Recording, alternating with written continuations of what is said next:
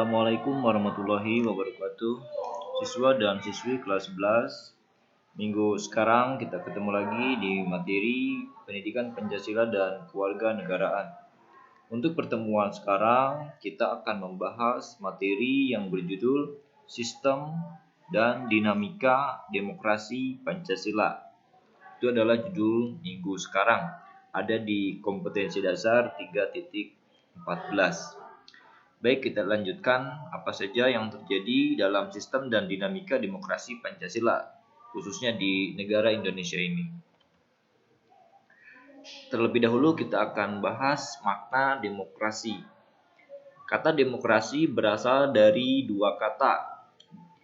Ini berasal dari bahasa Yunani demokrasi ini, yaitu demos yang berarti rakyat dan kratos yang berarti pemerintahan. Sehingga pengertian demokrasi dapat diartikan pemerintahan dari rakyat, atau menurut Abraham Lincoln, pengertian demokrasi yaitu pemerintahan dari rakyat, oleh rakyat, dan untuk rakyat. Mari kita lanjutkan.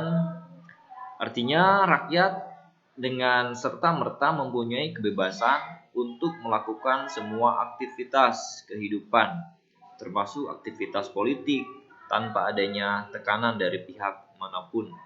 Karena pada hakikatnya yang berkuasa adalah rakyat untuk kepentingan bersama. Jadi anak-anak, kebetulan negara Indonesia menganut sistem demokrasi. Artinya segala sesuatunya rakyatlah yang berkuasa, sehingga kita mempunyai kebebasan melakukan apa saja di negara Indonesia ini, karena negara kita sistemnya adalah demokrasi. Kebebasan yang dimiliki rakyat diatur dan diarahkan oleh sebuah lembaga kekuasaan yang bersumber kekuasaannya berasal dari rakyat dan dijalankan sendiri oleh rakyat, sehingga kebebasan yang mereka miliki dapat dilaksanakan secara bertanggung jawab dan tidak melanggar kebebasan yang dimiliki orang lain. Maksudnya begini, karena kita sebagai rakyat punya kebebasan melakukan apa saja, melakukan kegiatan apa saja, tetapi kebebasan yang kita bisa lakukan harus ada batasan-batasannya yang harus diatur oleh sebuah lembaga. Bisa kita contohkan adalah DPR. DPR yang mengawasi kita untuk melakukan kebebasan. Kita bebas melakukan apa saja, kita bebas melakukan kegiatan apa saja, tetapi kegiatan yang kita lakukan harus di jalan yang benar dan tidak merugikan dan tidak melanggar orang lain. Kita diawasi oleh mereka, DPR contohnya tadi. Dan DPR itu juga yang memilih adalah rakyat Indonesia itu sendiri melalui pemilihan umum. Baik, kita lanjutkan. Di sini ada klasifikasi demokrasi. Yang pertama, berdasarkan titik berat perhatiannya. Yang pertama di situ ada demokrasi formal. Demokrasi formal yaitu suatu demokrasi yang menjunjung tinggi persamaan dalam bidang politik tanpa disertai upaya untuk mengurangi atau menghilangkan kesenjangan dalam bidang ekonomi. Bentuk demokrasi ini dianut oleh negara-negara liberal. Itu yang pertama, demokrasi formal. Lalu yang kedua adalah demokrasi material. Demokrasi material yaitu demokrasi yang dititik beratkan pada upaya menghilangkan perbedaan dalam bidang ekonomi. Sedangkan persamaan dalam bidang politik kurang diperhatikan, bahkan kadang-kadang dihilangkan. Bentuk demokrasi ini dianut oleh negara-negara komunis. Lalu yang ketiga ada demokrasi gabungan. Demokrasi gabungan yaitu bentuk demokrasi yang mengambil kebaikan serta membuang keburukan dari bentuk demokrasi formal dan material. Bentuk demokrasi ini dianut oleh negara-negara non-blok. Jadi demokrasi gabungan ini mengambil yang baik-baik dari demokrasi formal dan material dan membuang hal-hal yang buruk dari demokrasi formal dan demokrasi material.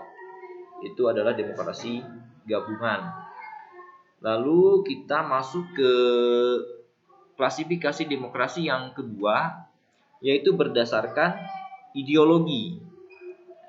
Berdasarkan ideologi yang pertama, demokrasi konstitusional. Demokrasi konstitusional yaitu demokrasi yang didasarkan pada kebebasan atau individualisme. Ciri khas pemerintahan demokrasi konstitusional adalah kekuasaan pemerintahannya terbatas dan tidak diperkenankan banyak melakukan campur tangan dan tindakan sewenang-wenang terhadap rakyatnya. Kekuasaan pemerintah dibatasi oleh konstitusi. Jadi di demokrasi konstitusional ini seorang pemimpin kekuasaannya terbatas dan dibatasi, dan seorang pemimpin tidak bisa ikut campur dalam tindakan rakyatnya dan tidak boleh sewenang-wenang terhadap rakyatnya. Lalu yang kedua, demokrasi rakyat.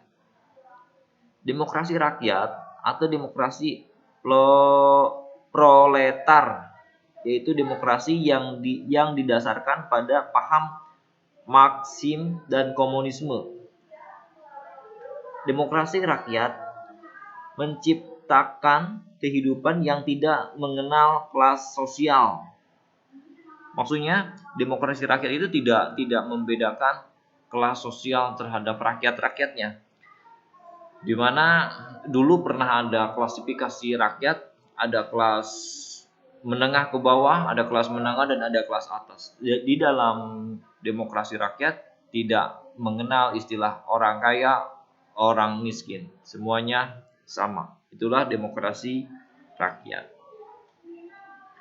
Baik, kita lanjutkan klasifikasi demokrasi yang ketiga berdasarkan proses. Yang pertama ada demokrasi langsung.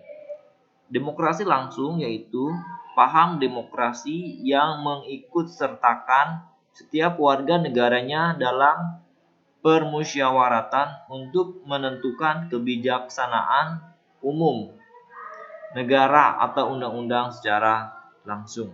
Itu pengertian dari demokrasi langsung. Sedangkan yang kedua, demokrasi tidak langsung, yaitu paham demokrasi yang dilaksanakan melalui sistem perwakilan. Penerapan demokrasi seperti ini berkaitan dengan kenyataan suatu negara yang jumlah penduduknya semakin banyak, wilayahnya semakin luas, dan permasalahan yang dihadapi semakin rumit dan kompleks. Demokrasi tidak langsung atau demokrasi perwakilan biasanya dilaksanakan melalui pemilihan umum. Seperti negara Indonesia ini, semakin banyak penduduknya, semakin banyak permasalahannya dan semakin kompleks permasalahan-permasalahan yang ada di negara Indonesia ini.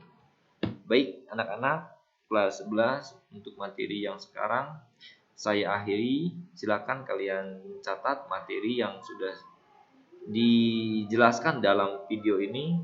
Terima kasih, selamat belajar. Assalamualaikum warahmatullahi wabarakatuh.